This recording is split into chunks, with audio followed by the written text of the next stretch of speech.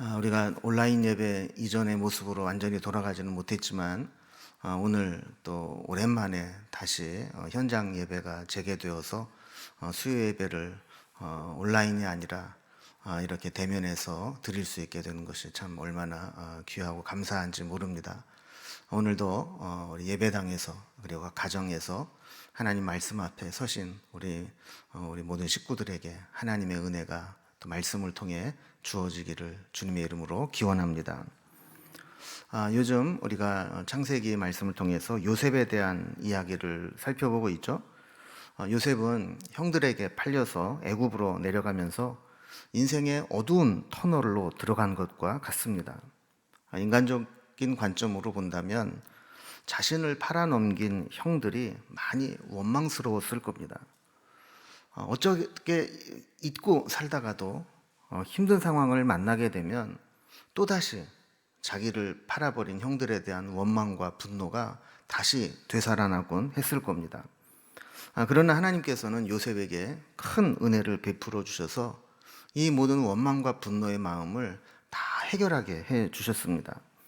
어느 순간 보니까 한참 밑바닥으로 내려가는 줄 알았는데 한순간에 애굽의 총리가 되어 있습니다. 그리고 어느덧 세월이 흘러서 가정을 이루고 두 아들을 얻게 되었습니다. 요셉은 형들에 대한 이 원망과 또 분노를 이제 하나하나 극복해 나가고 있는 겁니다. 여러분, 우리가 느끼는 감정 중에 이 원한과 분노처럼 파괴적인 감정은 없습니다. 이 원망과 이 분노는 표출을 하게 되면 상대방이 상함을 얻게 되고 그것을 표출하지 못하고 혼자 마음에 품고 있으면 그 사람이 또 상하게 되는 겁니다. 그래서 이러한 원한과 분노의 감정은 가능하면 빨리 해독을 시키고 배출을 해야지, 그렇지 않으면 누군가에게 이 화가 임하게 되는 것이죠. 또 만약에 이 원한과 분노의 감정을 해결하지 못하고 성공을 해도 문제입니다. 성공을 하지 못하고 힘이 없을 때에는 힘이 없으니까 표출을 못해요.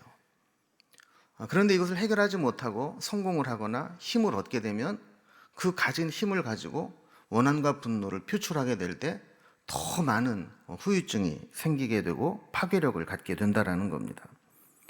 그러나 요셉은 누구보다도 마음의 원한과 분노를 품고 살아갈 만한 인생을 살았지만 그는 그의 삶이 이렇게 원한과 분노에 휩싸이지 않도록 모든 감정을 극복했던 것을 보게 됩니다. 특히 그는 20년 전에 자신을 힘들게 했던 이 원한에 지금 현재와 미래에 하나님이 나에게 주신 꿈과 비전을 허비하지 않도록 그 감정에 노예가 되지 않도록 했다라는 것입니다. 자, 그러던 중에 요셉 앞에는 이제 곡식을 사러 와서 엎드린 형들을 만나게 됩니다. 완전히 상황이 역전된 거죠. 요셉이 형들에게 팔려올 때만 하더라도 요셉의 생명은 형들의 손에 달려 있었습니다. 그런데 지금 이 상황은 완전히 역전되어서 요셉의 형들의 생명이 요셉의 손에 달려있게 된 것이죠. 요셉은 그동안 참 많이 성장해 있는 모습을 보게 됩니다. 인격적으로도 그렇고 신앙적으로도 그렇고 사회적인 지위로도 그렇고. 요셉은 옛날에 형들의 허물을 아버지에게 고자질하는 그런 철부지 소년이 아니었습니다.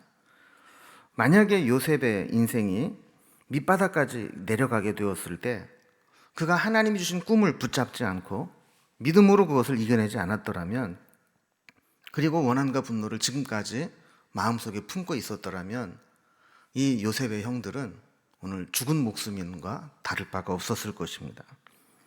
자, 그런데 지난번 말씀을 다시 상기해 보면 요셉은 형들에게 자신의 신분을 노출하지 않았습니다.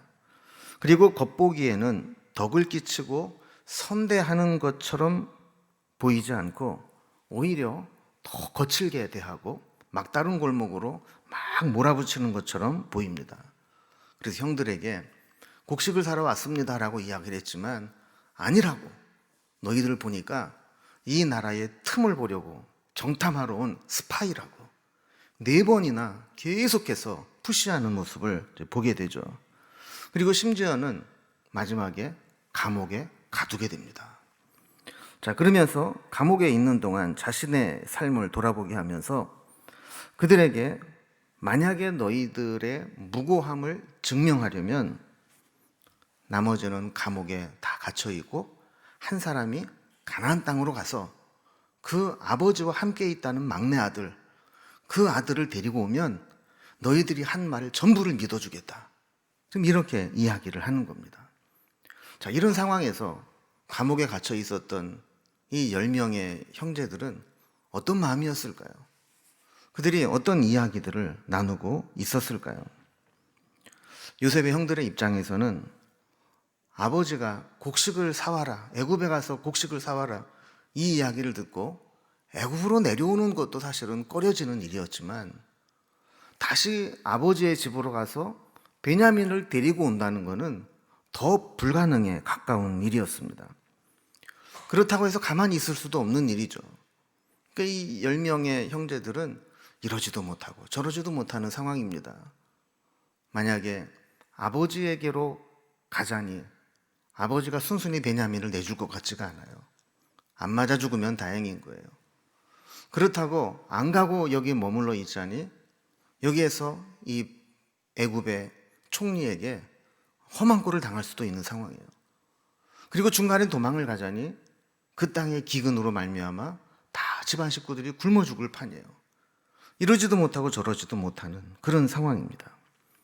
근데 우리가 여기서 한 가지 좀 의문이 생깁니다. 지금 이제 형들은 상황을 전혀 몰라요. 그런데 요셉은 모든 걸 알고 있죠. 근데 그런 입장에 있는 요셉이 왜 형들에게 이렇게 거칠게 궁지로 몰아넣으면서 힘든 상황에 빠지게 만들었을까 하는 겁니다. 여러분, 우리가 성경의 결말을 다 알고 있는 우리의 입장에서 본다면 요셉은 이미 형들을 다 용서했어요. 그리고 자신이 애굽의 종으로 팔려온 것도 하나님께서 20년 전에 자기에게 보여주신 꿈을 이루려고 보내셨다라는 사실도 하나님의 섭리 가운데 고백하고 있어요. 그런데 왜 요셉은 그 반가운 형들을 만났음에도 불구하고 저렇게 모질게 느낄 정도로 거칠게 대했을까 하는 겁니다. 우리가 지난주에도 살펴본 것과 마찬가지로 형들은 이 흉년이 언제 끝날 줄을 몰라요. 지금 이 형들이 애굽에 내려온 것은 단순히 지금 곡식을 살 수 있을 만큼 사서 고향으로 돌아가서 이 기근을 버텨보자 라는 생각밖에는 없었던 것이죠. 그러나 이 모든 것을 알고 있는 요셉은 흉년이 금방 끝나는 게 아니라는 걸 알고 있어요. 이제 막 시작된 흉년은 앞으로도 6년을 더 이어질 것이고 그렇게 되면 형들은 그 기근을 견뎌내지 못할 것이라는 것을 알고 있어요. 그래서 야곱과 그의 형제들이 이 기근, 앞으로 남은 6년 동안의 흉년을 함께 다 견디고 살아남을 수 있는 가장 좋은 방법은 그들이 기근이 끝날 때까지 애굽에 내려와서 요셉의 도움을 받으면서 그 기근의 시간을 견뎌내는 것이었습니다. 그래서 요셉은 지혜를 짜서 식구들을 다 데리고 올 방도를 짜낸 것이죠. 그 방법이 뭐라고 판단을 했느냐면 막내를 데려오게 하는 겁니다. 자, 막내를 데려오게 하면 그 막내를 자기 생명처럼 소중하게 여기는 아버지 야곱이 함께 내려올 거예요.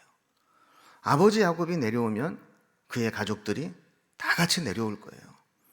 이거를 알았기 때문에 요셉은 막내 베냐민을 데려오라고 이 작전을 수행하기 시작한 겁니다. 자, 오늘 본문은 우리 지난번 시간에 살펴본 그 내용에 이어지는 상황입니다. 자, 18절 이하의 말씀에 보면 형들을 감옥에 가둔 지 사흘 만에 요셉이 다시 나타납니다. 자, 그러면서 너희는 이같이 하여 너희의 생명을 보존하라 하면서 이제 이야기를 시작하죠. 그 내용이 19절과 20절입니다. 말씀을 보면 이렇게 되어 있습니다. 너희가 확실한 자들이면 너희 형제 중 한 사람만 그 옥에 갇히게 하고 너희는 곡식을 가지고 가서 너희 집안의 굶주림을 구하고 너희 막내 아우를 내게로 데리고 오라. 그러면 너희 말이 진실함이 되고 너희가 죽지 아니하리라 하니 그들이 그대로 하니라 그랬습니다. 여러분이 말씀을 잘 보면 우리 지난주에 살펴본 16절 말씀과 좀 살짝 다르게 된 것을 보게 돼요. 16절에는 뭐라고 되어 있냐면 너희 중 하나를 보내어 너희 아우를 데려오게 하고 너희는 갇혀 있으라. 그러니까 저들이 감옥에 갇히기 3일 전에는 어떻게 하라고 그런 거예요? 너희가 다 감옥에 갇혀 있고 한 사람만 가나안 땅에 가서 막내를 데려와라 이런 거예요. 근데 3일이 지나고 난 다음에 요셉이 나타나서는 뭐라고 얘기를 했어요? 한 사람만 그 옥에 갇히게 하고 나머지는 곡식을 가지고 다 가서 가족의 굶주림을 구하고 막내 아우를 데려와라 그런 거예요. 그 요셉이 생각을 해보니까 그런 거죠. 야, 지금 기근이 심해서 아버지 집이 다 굶어 죽게 됐는데 한 사람이 곡식을 가지고 가봐야 얼마나 가져갈 수 있을까? 그러니까 많은 형제들이 곡식을 가지고 가야 다시 올 때까지 기근을 면할 수 있지 않을까 하는 생각을 한 거죠. 그리고 또 하나는 만약에 형제 하나만 가서 아버지를 설득해서 베냐민을 데려올 수 있을까 하는 거예요. 지금 야곱은 요셉을 잃고 그리고 그 사랑하는 라헬에 통해서 얻은 아들 베냐민을 정말 생명처럼 여기고 있는데 지금 요셉도 잃었다고 생각을 하죠. 나머지 형제들도 애굽에 곡식 사러 갔다가 못 돌아왔죠. 한 명이 와서는 막내까지 데리고 가야 곡식을 내주고 우리를 풀어준답니다. 그랬을 때 야곱이 그 말을 듣고 베냐민을 내주겠느냐 하는 거예요. 그랬을 때 아버지 야곱을 설득하려면 가능하면 많은 형제들이 가서 실상을 이야기하고 보증을 서야 아버지가 베냐민을 내줄 것 같다라는 생각을 하게 된 것이죠. 특히 요셉이 형제들을 3일 동안 감옥에 가두고 또 한 사람을 인질로 남겨두게 한 이유는 이러한 요셉을 통한 구원의 역사에 은혜를 받기 위해서는 그 전에 해결해야 될 문제가 있다라는 겁니다. 그럼 어떤 것들이 그들에게 필요할까요? 우리가 은혜를 받기 위해서, 하나님의 은혜를 받기 위해서는 우리가 먼저 선행해야 될 일들이 뭐가 있을까요? 오늘 본문 말씀을 통해서 보면 형들이 요셉에게 행한 악행에 대한 철저한 회개를 원했어요. 그리고 아버지와 온 집안을 애굽에 내려오게 할 큰 일을 감당하기에 합당한 모습으로 형들이 변화되어 있는가를 확인하는 게 필요했던 거예요. 자, 21절에 보면 다시 나타난 요셉 앞에서 형제들이 이렇게 이야기합니다. 그들이 서로 말하되 우리가 아우의 일로 말미암아 범죄하였도다. 그가 우리에게 애걸할 때에 그 마음의 괴로움을 보고도 듣지 아니하였으므로 이 괴로움이 우리에게 임하였도다 그랬어요. 자, 그들이 서로 말하면서 야, 우리가 옛날에 아우에게 했던 범죄함이 생각났다 하는 거예요.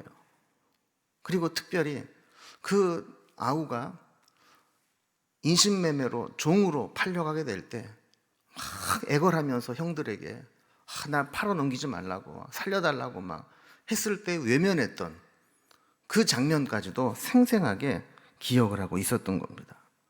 그러면서 그 잘못이 오늘 우리에게 괴로움으로 임했다라고 이야기를 하는 것이죠. 근데 23절에 보면 재미있는 구절이 하나 나와요. 그들 사이에 통역을 세웠으므로 그들은 요셉이 듣는 줄을 알지 못하였더라 그랬어요. 그러니까 요셉은 일부러 자기의 신분을 노출하지 않기 위해서 중간에 통역을 세운 거예요. 그러니까 이 요셉의 형들이 볼 때에는 자기네들이 하는 얘기를 못 알아들을 거다라고 생각하고 자기네들끼리 한 얘기죠. 근데 이거를 통해서 1차적으로 요셉은 형들이 나에게 했던 이 악행, 잘못들을 뉘우치고 있구나. 이거를 확인하게 된 겁니다. 그 뉘우침은 아주 구체적이었어요. 우리가 아우의 일로 범죄하였도다. 이 동생을 팔았던 것에 대해서 이것이 범죄였구나. 그때는 우리가 피해자라고 생각하고 요셉 그놈의 자식이 그냥 틈틈이 우리의 허물을 아버지한테 고자질을 해서 우리가 그 막내놈 그 요셉한테 당해가지고 우리가 피해자라고 생각했는데 세월이 흐르고 나서 양심의 가책이 우리에게 계속 고발하는 것이 그래도 어떻게 동생을 팔아버릴 수 있느냐. 이 범죄함이었다라는 것을 깨닫게 했다라는 거예요. 그리고 그가 우리에게 애걸할 때에 그 마음의 괴로움을 보고도 듣지 아니하였으므로 이 괴로움이 우리에게 임하였도다 그랬어요. 여러분, 재밌는 상황입니다. 지금 요셉의 형들이 억울한 처지에 지금 놓였지 않습니까? 그들은 단지 곡식을 사러 왔는데 애굽의 총리는 계속 뭐라고 얘기를 하는 거예요? 너희는 정탐꾼이다. 이 땅의 틈을 엿보러 온 정탐꾼이다. 얼마나 억울해요. 자신들이 이 억울함을 당하고 나서 보니까 이렇게 3일 동안 감옥에 갇혀 있고 보니까 억울하게 팔려간 요셉의 심정을 이해하게 된 거예요. 그때 얼마나 억울했을까? 그리고 지금 얼마나 지금 이 형들이 애걸복걸할 상황이 됐어요. 지금 요셉의 애굽의 총리가 죽이면 죽을 수밖에 없는 그 상황 가운데서 풍전등화의 상황 가운데서 저렇게 자신의 목숨이 어떻게 될까 두려움 가운데 있는데 그때 종들에게 그 종으로 팔려가면서 요셉이 얼마나 마음에 괴로웠을까? 그때 우리를 보면서 막 애걸했던 그 심정이 얼마나 괴로웠을까? 이거를 알게 되었다라는 겁니다. 여러분, 우리 믿음의 사람들은 내가 피해자라고 생각해도 절대로 이렇게 무자비하게 상대해서는 안 됩니다. 결국엔 나중에 그들의 고백과 같이 핏값을 받는다라고 치르게 된다라고 생각하게 되는 것이죠. 자, 이런 상황 가운데 있을 때 르우벤은 나머지 동생들을 꾸짖듯 원망하는 이야기를 합니다. 뭐라고 얘기를 했어요? 22절에 보면 르우벤이 그들에게 대답하여 이르되 내가 너희에게 그 아이에 대하여 죄를 짓지 말라고 하지 아니하였느냐? 그래도 너희가 듣지 아니하였느니라. 그러므로 그의 핏값을 치르게 되었도다 하니 그랬어요. 그러니까 르우벤은 사실 요셉을 살려두려고 계획을 했었죠. 그래서 처음에 요셉을 큰 웅덩이에 빠뜨려 놓고 나중에 몰래 돌아와서 요셉을 건져서 그를 살려주려고 했던 마음을 가졌어요.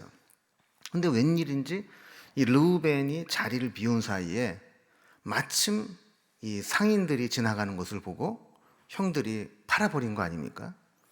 그러니까 이제 그때를 원망하는 거예요. 내가 이 요셉에 대해서 죄 짓지 말자, 죽이지 말자 그랬는데 결국 니들이 그렇게 하지 않았느냐. 여러분, 이런 모습을 지켜보고 있는 요셉의 심정이 어떠했겠어요? 정말 20년 만에 형들을 만났는데 이렇게 자신의 잘못을 자책하고 또 서로 원망하고 정죄하고 비난하고 하는 모습을 보면서 요셉은 갑자기 울음이 북받쳐 올랐던 겁니다. 그래서 그는 자리를 피해서 울고 다시 돌아옵니다. 요셉을 보면 이렇게 눈물을 흘릴 수 있는 따뜻한 사람이었다는 것을 보게 돼요. 형들을 만날 때마다 사실 요셉은 웁니다. 여기에서도 울었고 43장 30절에도 보면 베냐민을 보았을 때 또 급히 울 곳을 찾아 안방에 들어가서 울고 나왔다 그래요. 그리고 45장 1절과 2절에도 보면 그 형제들을 다 만나고 난 후에 이렇게 기록되어 있습니다. 그 정을 억제하지 못하여 소리질러 모든 사람을 자기에게서 물러가라 하고 요셉이 큰 소리로 우니 그랬어요. 그 마음이 따뜻하고 정이 있는 사람이라는 것을 알 수 있는 것이죠. 자, 그런데 그 다음에 보면 또 요셉은 여전히 형제들을 거칠게 다룹니다. 그 형제들 중에서 시몬을 다 끌어내어서 그들 앞에서 결박을 합니다. 왜 시몬을 택했는지 주석책을 찾아보니까 몇 가지 얘기가 있는데 별로 이렇게 납득이 안 돼요. 그래서 결론은 잘 모르겠다 이런 거예요. 근데 어쨌든 요셉은 시몬을 탁 택해서 결박을 하고 나머지를 돌려보내는 겁니다. 그래서 곡식을 가득 채우고 또 돌아가는 길에 먹을 양식까지도 다 챙겨서 이제 보내게 되는 겁니다. 자, 요셉이 왜 아직까지 자신의 신분을 노출하지 않았느냐 하면 요셉이 판단에 형들이 과거에 자기의 잘못을 뉘우치기는 했지만 만약에 내가 요셉이라는 사실을 밝혔을 때 그들이 갔다가 다시 돌아올 수 있을까 하는 확신이 없었던 겁니다. 만약에 자신의 잘못들에 대한 이 두려움, 우리에게 핏값이 남아있다라는 이 두려움 때문에 다시 돌아오지 못한다면 저들은 앞으로 남은 흉년을 견딜 수가 없어요.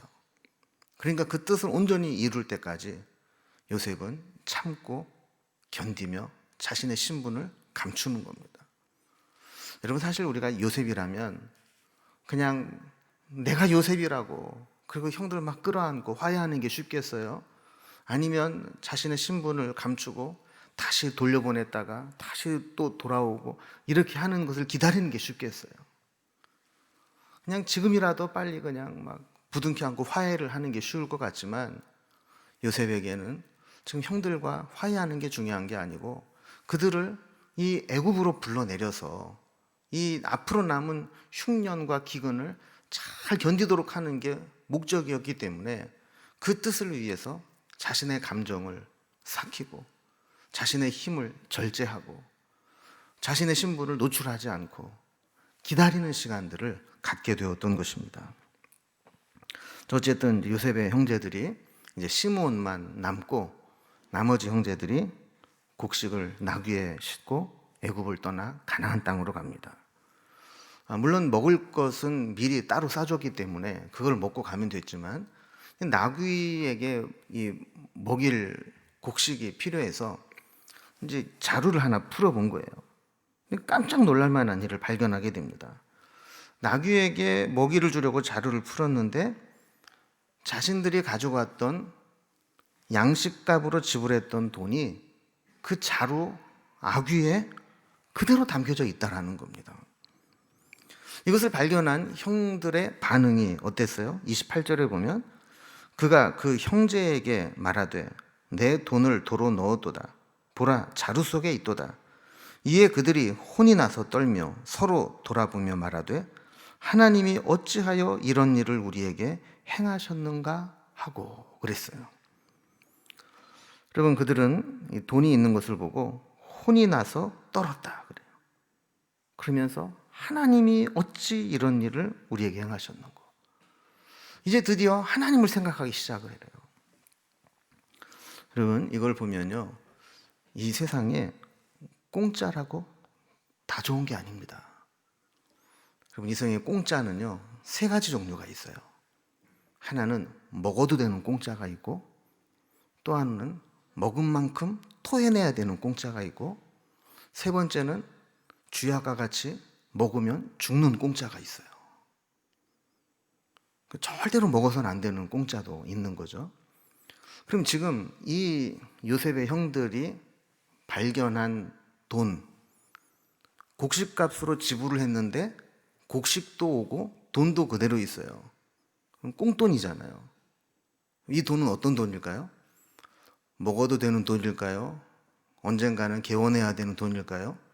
잘못하면 잘못 먹으면 죽을 수도 있는 돈일까요? 여러분, 사실 요셉의 입장에서 보면 먹어도 되는 돈이라고 준 것일 수 있어요. 그죠? 여러분, 기근의 때에, 불경기에, 요즘 같은 코로나로 인해서 경제가 어려울 때, 한 푼이 아쉬울 때 돈을 다시 집어넣어 줘서 그것으로 좀 더 견디라고 할 수 있는 배려이고 사랑일 수 있죠.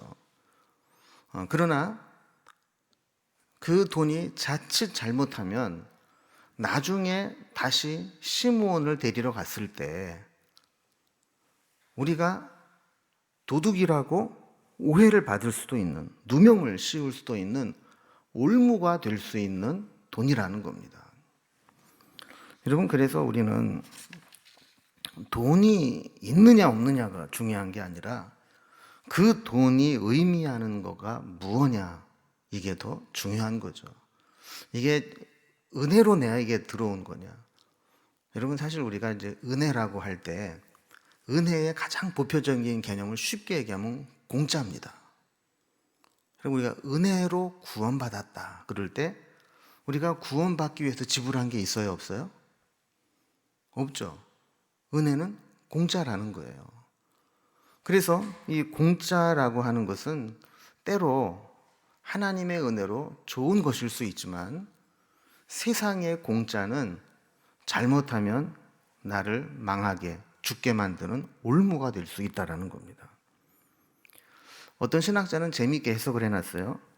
왜 요셉이 형들의 그 곡식 자루에 돈을 다시 넣어놨을까?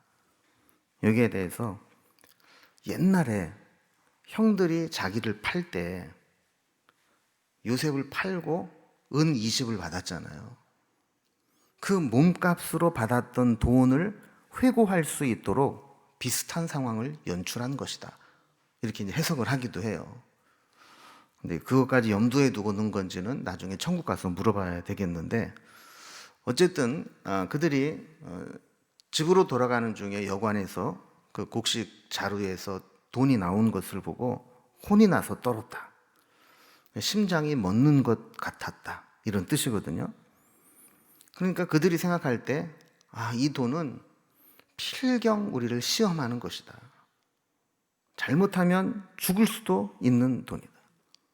지금 우리는 곡식을 사러 갔다가 정탐꾼이라는 누명을 쓰고 정탐꾼이 아니라는 사실을 증명해내기 위해서 다시 돌아와서 베냐민을 데리고 가야 되는데, 이제는 정탐꾼의 오해에서 도둑의 오해까지 같이 받아야 되는, 그럴 수 있는 상황이 되었다라는 거죠. 그러니까 이거는 잘못하면 도저히 해결할 수 없는 난관에 봉착을 하게 되는 겁니다. 그래서 하나님이 어찌하여 이런 일을 우리에게 행하셨는고, 이 말도 안 되는 이 상황을 허락하신 분은 하나님일 수밖에 없는데 왜 하나님이 우리가 이해할 수 없는 이 일들을 허락하셨는고 하는 겁니다. 여러분, 요셉의 형들에게 지금 계속 이해할 수 없는 일들이 일어나요. 그냥 단순히 곡식만 사오면 될 줄 알았는데 정탐꾼으로 오해를 받아요. 그리고 같이 곡식을 사도 돌아오지 못하고 시므온이 인질로 잡혀 있어요. 그리고 곡식을 사가지고 오는데 이제는 정탐꾼의 오해가 아니라 도둑의 오해까지 받으면서 죽을 수도 있는 그러한 돈자루가 또 발견이 돼요. 여러분, 우리도 때로 인생을 살다 보면 왜 이해할 수 없는 일들이 계속 벌어질 때가 있어요. 왜 이런 일이 나에게 생기지? 도대체 이건 뭐야 또? 이러면서 이해할 수 없는 상황들이 계속 나에게 일어날 수 있어요. 오늘 본문을 통해서 보면 내 입장에서 보면 그것은 이해할 수 없는 일이지만 그 뒤에는 하나님의 섭리와 하나님의 사랑의 손길이 숨어 있다는 것을 깨닫게 됩니다. 여러분, 우리도 살아가면서 이렇게 이해할 수 없는 일들, 왜 나에게 이런 일이 일어나는가? 왜 이런 일들이 계속해서 내 주변에 일어나는가?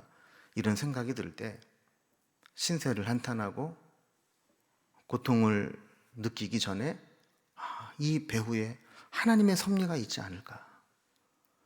나를 사랑의 손길로 만져가시는 하나님의 손길이 있지 않을까? 이걸 한번 돌아볼 수 있기를 바랍니다. 이렇게 우여곡절 끝에 그들이 이제 가나안 땅으로 다시 곡식을 가지고 돌아왔습니다. 그리고 그 아들들은 야곱에게, 아버지에게 그동안 애굽에 내려가서 어떤 일이 있었고 또 돌아오는 길에 어떤 일이 있었는지를 상세하게 말씀을 드립니다. 이 30절에서 36절까지 그 내용이 잘 기록이 되어 있습니다. 근데 이 내용은 앞부분에 있었던 내용을 요약해 놓은 것이죠.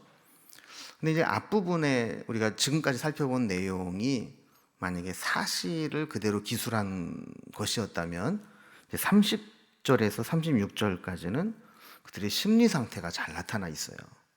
그래서 특히 35절 말씀을 이렇게 보면 각기 자루를 쏟고 본즉 각 사람의 돈 뭉치가 그 자루 속에 있는지라 그들과 그들의 아버지가 돈 뭉치를 보고 다 두려워하더니 그랬죠. 이 돈 뭉치가 하나만 나온 게 아니라 그들의 모든 곡식 자루마다 다 나온 거예요. 그러고 나니까 야 이제는 꼼짝없이 우리가 걸려들었다. 이건 뭐 빼박이다. 그래서 전부 두려워했다는 거예요. 그리고 36절을 보면 야곱이 아들들에게 이렇게 이야기합니다. 그들의 아버지 야곱이 그들에게 이르되 너희가 나에게 내 자식들을 잃게 하도다. 요셉도 없어졌고 시므온도 없어졌거늘 베냐민을 또 빼앗아 가고자 하니 이는 다 나를 해롭게 함이로다. 그랬어요. 여러분 여기 이 야곱의 심정을 이해를 하실 수 있겠어요? 그렇게 사랑했던 아들 요셉도 없어져 버렸어요. 또 같이 곡식을 사러 갔다가 시므온은 지금 쟤네들 말을 들으면 믿어야 되는지 말아야 되는지 모르겠지만 지금 또 어쨌든 없어요. 그런데 정말 사랑하는 아들 베냐민까지 데려가겠다는 거예요. 야곱이 순순히 내줄 수가 없죠. 그래서 이 형들에게 원망을 하고 혼을 내듯이 이야기를 하는 겁니다. 도대체 니들 무슨 일을 그렇게 하고 왔냐? 응? 왜 막내 베냐민 얘기는 해가지고 니들이 다라고 얘기했으면 이런 일 없었을 거 아니냐? 근데 굳이 아버지하고 막내 아들도 있다고 얘기를 해서 막내 아들을 데리고 오라고 해서 지금 이 꼴을 만들어냈느냐? 도대체 니들을 믿고 내가 어떻게 살겠냐? 이러면서 다 나를 해롭게 함이로다. 니들은 내 인생에 도움이 안 되는 놈들이다. 이런 얘기를 지금 하고 있는 거예요. 그러자 르우벤이 그 소리를 듣고 툭 튀어나와서 얘기를 합니다. 37절에 보면 내가 그를 아버지께로 데리고 오지 아니하거든 내 두 아들을 죽이소서 그를 내 손에 맡기소서 내가 그를 아버지께로 데리고 돌아오리이다. 그러니까 이제 시므온을 인질로 두고 온 것, 그리고 내가 만약에 베냐민을 데리고 왔다면 다시 데리고 오는 거 내가 책임지겠다는 거예요. 그러면서 만약에 내가 그 사명을 다하지 못하면 내 두 아들 아버지가 죽이쇼. 그러니까 손자를 죽여도 좋다는 거예요. 여러분, 르우벤은요, 이게 막 성격이 불같아요. 막 말이 막 앞서 나가요. 그래서 이 말이 앞서면 안 되거든요. 말이 앞서면 반드시 실수하게 돼 있고, 말이 앞서면 해서는 안 될 말들을 자꾸 하게 돼요. 여러분, 결국 르우벤은 뭐 표면적으로 드러난 것은 자기의 배다른 어머니를 범했기 때문에 그랬기도 했지만, 이렇게 늘 말이 앞서고 해서는 안 될 말들을 막 하고 하다 보니까 형제들에게도 장남 대접 못 받고, 그리고 장남으로 태어났지만 장자의 축복을 누리지 못하는 그런 사람이 되는 거거든요. 우리도 말을 할 때 정말 심사숙고해서 해야 되는데 이 르우벤은 그러지 못했던 것을 보게 됩니다. 자, 그러자 야곱이 38절에 이렇게 이야기를 합니다. 야곱이 이르되 내 아들은 너희와 함께 내려가지 못하리니 그의 형은 죽고 그만 남았음이라.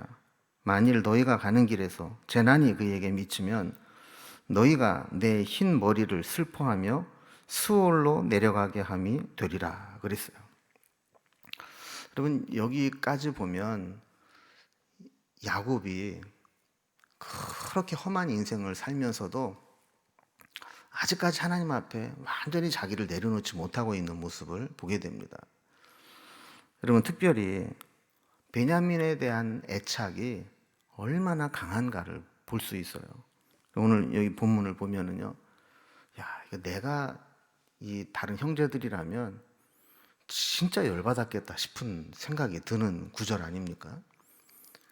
지금 나머지 10 아들들은 그 먼 길을 곡식을 사오라고 보내요. 그런데 베냐민은 못 보내겠다는 거예요. 그러면서 여기 말씀을 해요. 내 아들은 너희와 함께 내려가지 못하리니. 여러분, 다른 아들은 아들 아닙니까? 다른 아들도 다 자기 아들이잖아요. 그런데 베냐민은 못 보낸다는 거예요. 그래서 내 아들은 못 보낸다. 그리고 그의 형은 죽고, 그의 형이 누구예요? 요셉. 지금까지 죽은 줄로 알고 있잖아요. 여러분, 베냐민하고 요셉을 왜 그렇게 야곱이 챙겨요? 그의 어머니가 라헬이기 때문에. 그러니까 나머지 아들들은 다 핫빠진 거죠.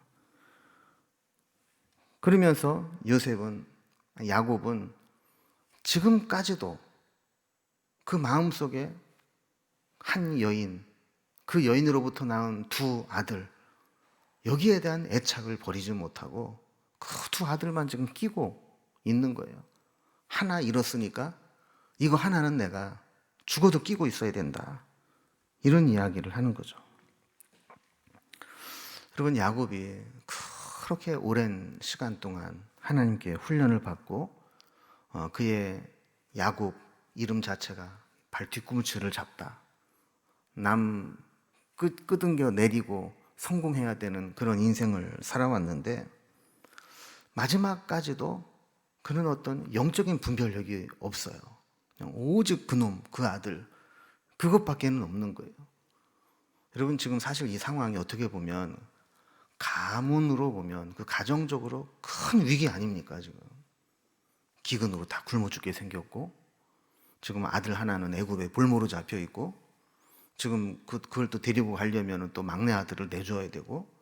여러분, 이런 상황이라면 이 가정의 영적인 어른인 야곱이 어떤 얘기를 했어야 될까요?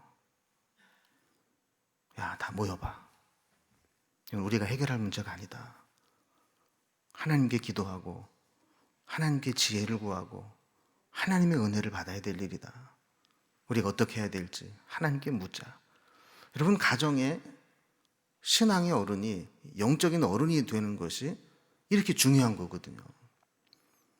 여러분, 우리도 마찬가지입니다.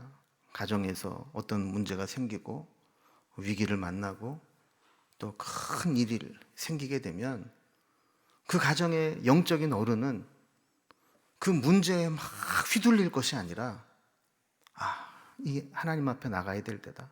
우리가 기도해야 될 때다. 하나님의 도우심을 받아야 될 때다. 우리 다 같이 기도하자. 그러면서 하나님께 나아갈 수 있어야 된다라는 겁니다.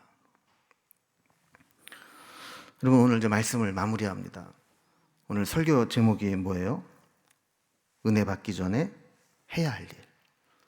하나님은 이 큰 기근, 앞으로 7년 동안의 큰 흉년 가운데에서 지금 야곱의 가정을 애굽으로 불러내려서 그곳에서 430년 동안 큰 민족을 이루어서 나가게 될 계획을 하나님이 가지고 계시고, 또 그 일들을 요셉의 형들을 통해서 다시 내려오게 만드시는데, 그 은혜를 받기 전에 하나님은 먼저 그들이 그렇게 감추어두고 싶었던 잘못들, 요셉을 팔아버리고 핏값을 받아야 될 그 죄악들, 누구도 말하고 싶지 않고 드러내고 싶지 않았던 그 과오들, 이것들을 3일 동안 감옥에 갇혀서 억울한 일을 당하면서 다 고백하게 하고 하나님을 찾게 만들고, 또 자신들의 잘못으로 인해서 고통당했을 요셉에 대해서 미안한 마음을 갖게 하고, 그런 일들을 준비시킨 후에 하나님은 그들을 다시 애국으로 불러오는 모습을 보게 됩니다. 여러분, 우리에게도 하나님은 변함없이 은혜의 통로를 열어놓으시고 우리에게 은혜를 베푸시기를 원하시는 줄로 믿습니다. 그러나 그 은혜는 우리가 준비될 것이 준비되었을 때 하나님께서 은혜의 본문을 여시고 우리에게 그 은혜의 강물을 흘려 보내실 줄로 믿습니다. 그 은혜가 우리에게 내려오는데 막히는 걸림돌이 없이 그 은혜가 우리에게 계속 부어지도록 우리 모습을 살피고 돌아볼 수 있기를 주님의 이름으로 기원합니다. 기도하겠습니다.